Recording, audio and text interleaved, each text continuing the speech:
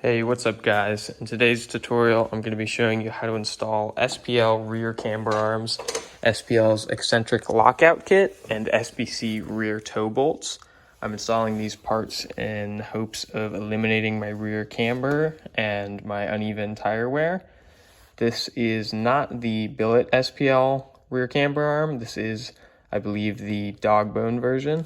And of course, this is the one that I've already removed from the driver's side. Of course, for this installation, you are going to need to know a bit about what you're doing. You're going to need some basic hand tools, sockets, wrenches, things like that.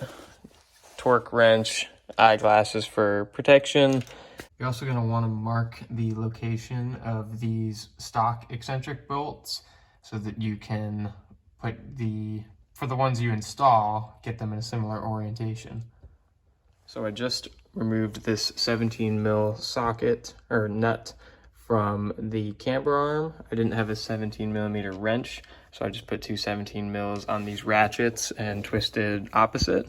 At the moment, I'm gonna go grab a screwdriver and that hammer, and I'm gonna place the screwdriver here and then just tap the bolt out because it's gonna be pretty stuck in there. So after you've knocked out that bolt, you're going to want to go over here and I want to go ahead and loosen your sway bar mounts, which will be right here. You're going to want to do it on both sides. Those will be 14 millimeters. And the reason you're going to do that is because you'll loosen this bolt and the bolt on this side. But as you can see, there's not much space in there. So dropping the sway bar down gives you a bit more access. I did do the other side before loosening the sway bar, but I figured this was just an easier way. So okay guys, so this is the next day, just leaving off where I ended the clip last night. This is the rear camber arm from the passenger side that I've got removed now. You're going to use a 19 millimeter socket on one side and a 17 millimeter on the other side, if I remember correctly, just to prevent, so you can loosen this one while holding the other nut in place. From there, what you're going to want to do is thread the original bolt through the OEM arm and through the SPL arm partially so that you can ensure they are going to be the same length. As you can see, this one is a bit too short, so I might have to extend that a bit. But otherwise, what you would do is just reinstall this with the OEM hardware if you're not using the eccentric lockout bolts. But if you are going to be using the eccentric lockout bolts, the orientation is the nut first, then the eccentric lockout washer, then of course, whatever you call this is, whatever you call that, put those in there, and then put the other side on, washer, and then you put the nut on. And I'm going to go ahead and... Some of you may have noticed in the last clip when I was showing you the orientation, how all the washers and everything go together.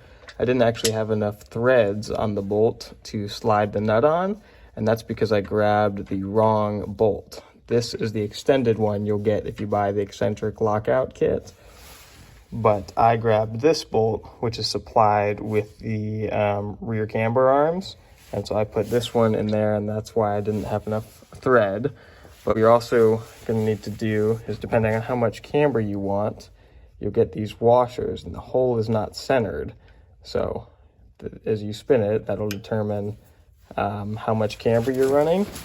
And from what I understand, I don't want to be running much camber. I want my tires to wear as little as possible. So step number 3, if you want to set the control arm at the maximum OEM camber or toe, place the offset hole so that it's closer to the outside of the vehicle. If you want to set the camber toe at its minimum value, place the offset hole so that it's closer to the center of the vehicle. So like I said, I don't want much camber, so I am going to be placing it towards the center of the vehicle. All I have to do is tighten this down. This will be tightened to 70 foot-pounds. Just put a 19 mil wrench on this side and use your torque wrench on this socket. And these two will be tightened to 74 foot-pounds. So once again, 70 foot-pounds up here, 74 down there. And these will be tightened to 150 inch-pounds. So you're gonna need a gauge for that. I'm just gonna hand tighten it and probably put some Loctite on there. All right, guys, so once you have torqued both sides and just double check you have the washers and whatever orientation you want for your camber settings, what you're gonna wanna do is reinstall the rear sway bar bolts and torque those to 35 foot-pounds.